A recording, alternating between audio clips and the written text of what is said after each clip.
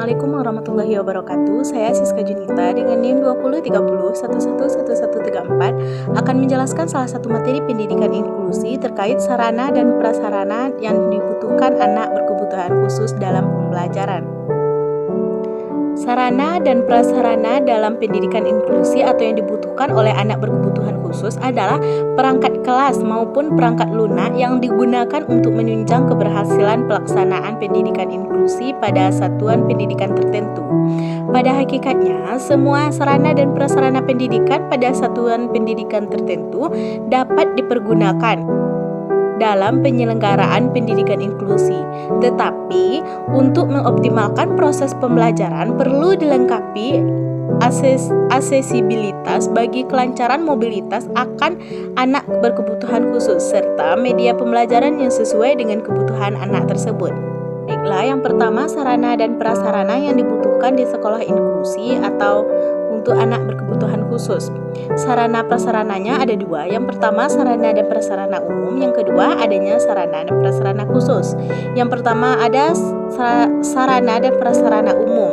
Sarana dan prasarana umum di sekolah inklusif merupakan sarana dan prasarana pokok untuk sekolah umumnya, yaitu adanya ruang kelas beserta perlengkapannya, adanya ruang praktikum atau laboratorium beserta perlengkapannya, ruang perpustakaan beserta perlengkapannya, ruang serbaguna beserta perlengkapannya, ruang BP atau ruang BK beserta perlengkapannya, ruang UKS beserta perlengkapannya, ruang kepala sekolah, guru, tata usaha beserta perlengkapannya, lapangan olahraga beserta perlengkapannya, toilet, ruang ibadah beserta perlengkapannya, kantin, dan ruang sumber belajar.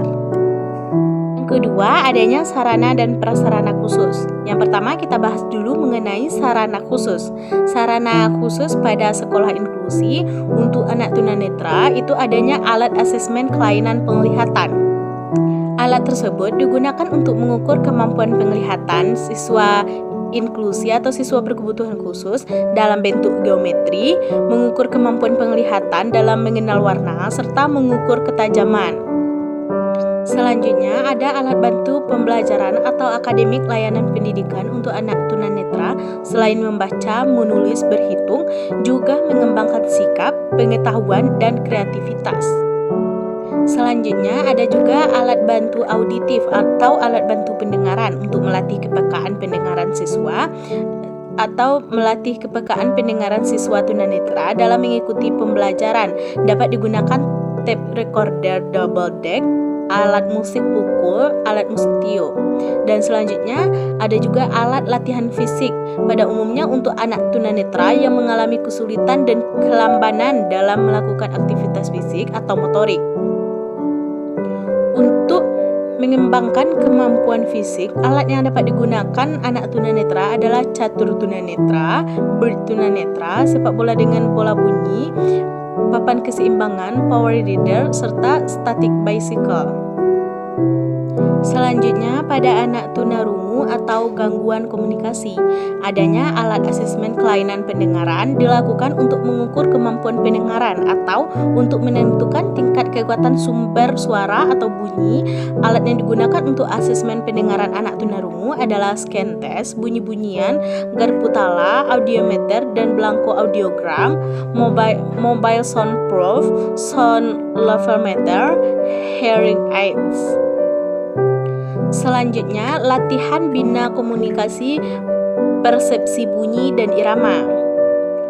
Untuk pengembangan kemampuan berkomunikasi dan bahasa pada anak tunarungu dapat dilakukan dengan menggunakan alat latihan. Selanjutnya, alat bantu belajar atau akademik. Untuk membantu penugasan kemampuan di bidang akademik, maka dibutuhkan layanan alat-alat yang dapat membantu mengembangkan kemampuan akademik anak tunarungu, antara lain miniatur benda, funjer alfabet, silinder, kartu kata atau kalimat, menara segitiga, menara lingkaran, menara segi empat, peta dinding, model geometri, anatomi, dan model telinga. Selanjutnya ada juga alat latihan fisik. Untuk mengembangkan kemampuan motorik atau fisik pada anak tunarungu, alat-alat yang dipergunakan adalah bola dan net volley, bola sepak, meja pingpong, raket, net bulu tangkis, dan shuttlecock, power reader atau alat untuk melatih kecepatan motorik. Selanjutnya, pada anak tunagrahita adanya alat asesmen. Untuk asesmen anak tunagrahita dapat digunakan tes intelijensi dan Stanford Binet Cognitive Ability Test, dan juga latihan sensori visual. Untuk membantu sensori visual anak tunagrahita dapat menggunakan alat gradasi kubus, gradasi balok 1, 2, silinder 1, 2, 3, menara segitiga, lingkaran, segi 4, kotak silinder, multisensori, puzzle binatang, puzzle konstruksi, puzzle bola, dan yang lainnya. Ada juga latihan sensori perabaan. Anak tunagrahita mengalami kesulitan untuk membedakan mengenali bentuk. Untuk membantu sensori perabaan anak tunagrahita dapat digunakan alat keping raba. Selanjutnya, sensori pengecap dan perasa. Untuk anak tunagrahita perlu latihan sensori pengecap dan perasa. Alat yang digunakan adalah gelas rasa, botol aroma, tactile perception, dan yang lainnya. Ada juga latihan bina diri. Untuk anak tunagrahita perlu latihan bina diri. Alat yang digunakan dalam latihan yaitu dapat berupa pakaian 1 dalam bentuk kancing, berpakaian 2 bentuk resleting, berpakaian 3 bentuk tali, dan juga dressing frame set, pasta gigi, dan lain sebagainya. Ada juga konsep dan simbol bilangan. Untuk anak tunagrahita perlu latihan memahami konsep dan simbol bilangan. Alat yang digunakan untuk melatih konsep dan simbol bilangan dapat berupa keping pecahan, balok bilangan 1 dan 2, geometri 3 dimensi, abakus, papan bilangan atau hookers, tiang bilangan atau kotak bilangan. Selanjutnya, kreativitas, daya pikir dan konsentrasi. Untuk anak tunagrahita perlu latihan memahami kreativitas, daya pikir, dan konsentrasi. Alat yang digunakan dapat berupa box konsentrasi, mekanis, puzzle konstruksi, rantai persegi, dan rantai bulat. Selanjutnya ada juga alat pengajaran bahasa. Untuk anak tunagrahita perlu latihan berbahasa. Alat yang digunakan untuk melatih berbahasa dapat berupa alfabet Feiberbach, bias kata dan kalimat. Selanjutnya, latihan perseptual motor. Keterbatasan intelijensi dan kognitif mengakibatkan anak tunagrahita mengalami kesulitan dalam perseptual motornya. Untuk itu, anak tunagrahita perlu latihan perseptual motor dengan menggunakan alat latih berupa bak pasir, papan keseimbangan, gradasi papan titian, keping keseimbangan, power reader, dan lain sebagainya. Selanjutnya, pada anak tunadaksa adanya alat asesmen.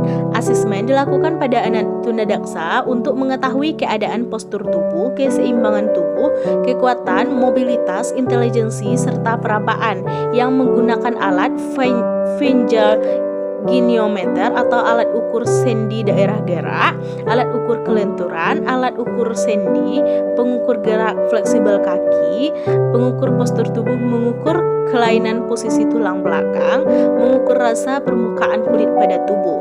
Selanjutnya ada alat latihan fisik atau bina gerak. Pada umumnya, anak tunadaksa mengalami hambatan dalam pindah diri atau ambulasi dan koordinasi atau keseimbangan tubuh.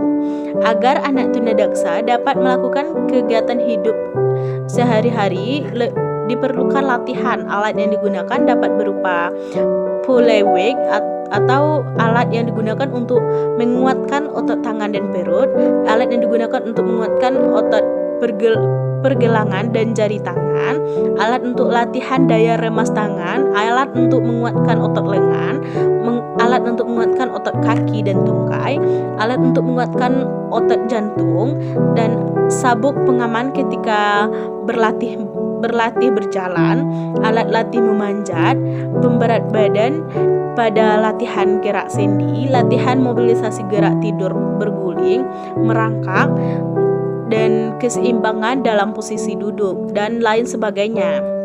Selanjutnya ada alat bina diri.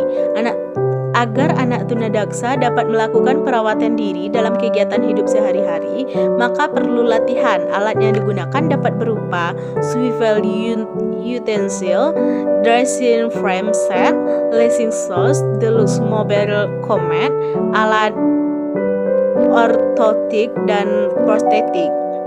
Selanjutnya ada juga alat bantu belajar atau akademik. Untuk membantu penguasaan kemampuan di bidang akademik, maka dibutuhkan layanan dan peralatan khusus. Alat-alat yang dapat membantu mengembangkan kemampuan akademik pada anak tunadaksa dapat berupa kartu abjad, kartu kata atau kalimat, torso seluruh badan, geometri sharp, menara gelang, menara segitiga, segi empat, gelas rasa, botol aroma, abakus, waster, papan pasak, dan kotak bilangan. Selanjutnya, pada anak tunalaras atau gangguan perilaku, adanya asesmen alat. Anak tunalaras adalah anak yang mengalami gangguan penyimpangan perilaku yang merugikan diri sendiri maupun orang lain. Asesmen dilakukan pada anak tunalaras untuk mengetahui penyimpangan perilaku anak. Alat yang digunakan untuk anak tunalaras itu seperti Adaptive Behavior Intervention for Children dan Adaptive Behavior Scale. Alat terapi perilaku-perilaku menyimpang yang dilakukan anak tunalaras akan merugikan diri sendiri dan orang lain. Untuk mereduksi perilaku menyimpang, maka dibutuhkan peralatan khusus seperti printed game, headwear, palmietan, copy paste, jigsaw puzzle, pupen house, dan lain sebagainya. Dan ada juga alat terapi fisik. Untuk mengembangkan kemampuan motorik atau fisik anak tunalaras, alat yang dapat digunakan itu berupa matras, strike type staircase, bola sepak, net, volley, power readers, stickletter, dan lain sebagainya.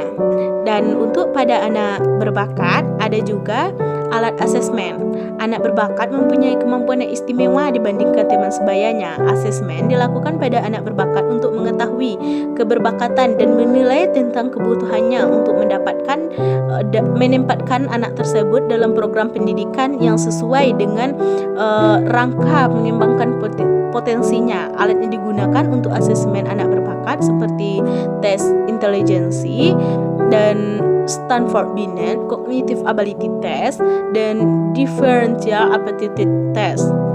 Dan ada juga alat bantu ajar atau akademik.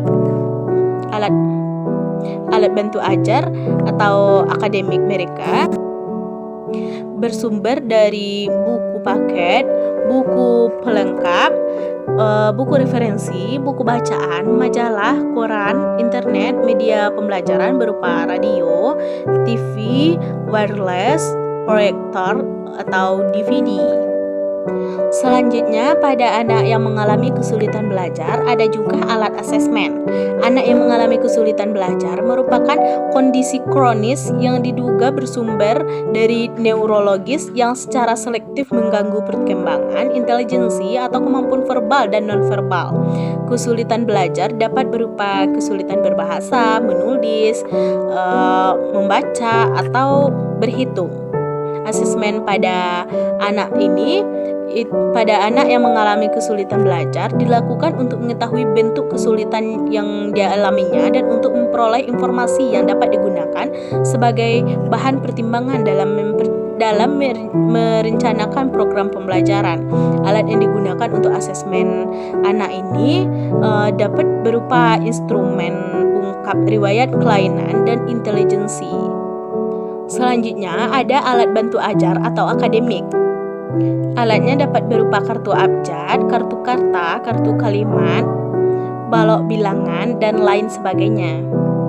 Selanjutnya, prasarana khusus yang dibutuhkan oleh anak berkebutuhan khusus. Yang pertama, pada anak tunanetra, untuk peserta didik ini diperlukan ruang untuk melaksanakan kegiatan asesmen, konsultasi, orientasi, dan mobilitas, remedial teaching, latihan menulis braille, latihan mendengar, latihan fisik, latihan keterampilan, dan penyimpanan alat. Pada anak tunarungu atau gangguan komunikasi, diperlukan ruang untuk melaksanakan kegiatan asesmen, konsultasi, latihan bina wicara, bina persepsi bunyi dan irama, remedial teaching, latihan fisik, keterampilan, dan penyimpanan alat. Sementara pada anak tunagrahita, diperlukan ruang untuk melaksanakan kegiatan asesmen, konsultasi, latihan sensori, bina diri, remedial teaching, latihan perseptual, keterampilan, dan penyimpanan alat. Pada anak tunadaksa diperlukan ruang untuk melaksanakan kegiatan asesmen, konsultasi, latihan fisik, bina diri, remedial teaching, keterampilan, dan penyimpanan alat. Pada anak tunalaras diperlukan ruang untuk melaksanakan kegiatan asesmen, konsultasi, latihan perilaku, terapi permainan, terapi fisik, remedial teaching, dan penyimpanan alat. Pada anak cerdas atau istimewa diperlukan ruang asesmen. Pada anak berbakat atau istimewa juga diperlukan ruang asesmen.